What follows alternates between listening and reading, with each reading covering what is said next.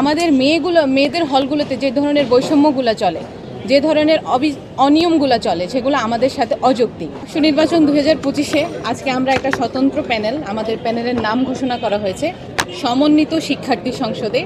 আমরা আজকে আপনাদের এখানে আমাদের যেই প্যানেলের পূর্ণাঙ্গ ঘোষণা না হলো, মোটামুটি দু একজন বাদ দিয়ে সবাইকে আমরা ঘোষণা করেছি।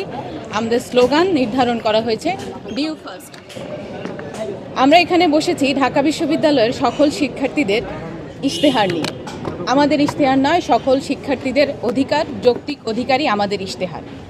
আমাদের অঙ্গীকার হবে আমাদের সকল ভাই বোনদের ভাষা। আমি একজন নারী শিক্ষার্থী হিসেবে বলবো, আমাদের মেয়েদের হলগুলোতে যে ধরনের বৈষম্যগুলো চলে, যে ধরনের অনিয়মগুলো চলে, সেগুলো আমাদের সাথে অযৌক্তিক। মেয়েদের হলগুলোতে রাতে একবার কোনো কাজের সূত্রে দেরি করে আসলে তাকে রাতে হলে ঢুকতে দেওয়া হয় না, যেটা মানবাধিকার লঙ্ঘন।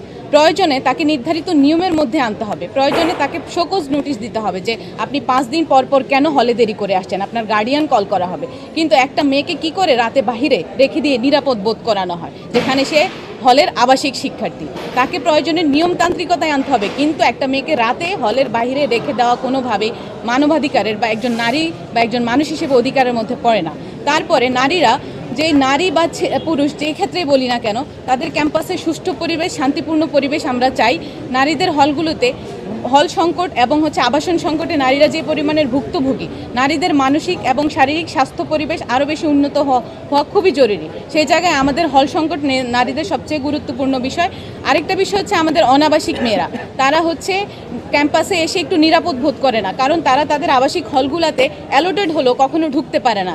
এর চেয়ে অমানবিক দৃষ্টিভঙ্গি আসলে কোথাও নেই। কেন সে রোকেয়া হলে অ্যালোটেড হয়েও সে সিটও পাচ্ছে না, আবার হলে ঢুকতেও পারছে না। বিশ্ববিদ্যালয় প্রশাসনকে এই ধরনের জবাবদিহিতায় আনতেই আমরা আজকে এখানে সবাই একত্রিত হয়েছি।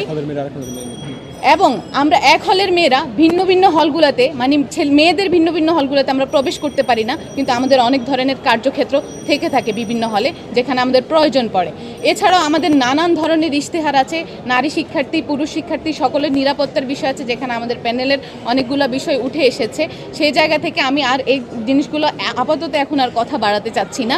একটা মূল বিষয় বলে থাকি, আমাদের প্যানেলের অনেক শিক্ষার্থী নানান সময়ে ভুক্তভোগী, নানান সমস্যার দ্বার প্রান্ত সে চড়াই উতরাই পার করে আজকে এই টেবিলে বসেছে, এই প্যানেলে দাঁড়িয়েছে। সে শিক্ষার্থীদের পালস বুঝে, ইমোশন বুঝে এই জায়গায় দাবি রাখতে এসেছে। আমরা জানি, আমরা স্বতন্ত্র প্রার্থীরা এখানে স্বতন্ত্র প্যানেলে এসেছি, আমরা আমাদের শিক্ষার্থীদের ইমোশন বুঝি, তাদের দাবি দাওয়া বুঝি। আমরা আজ নয়, কাল নয়, সারা জীবনই তাদের সাথে থাকবো বলেই প্রতিশ্রুতি নিয়ে আমরা ডাকসুতে কাজ করতে আগ্রহ প্রকাশ করেছি। আপনাদের সকলকে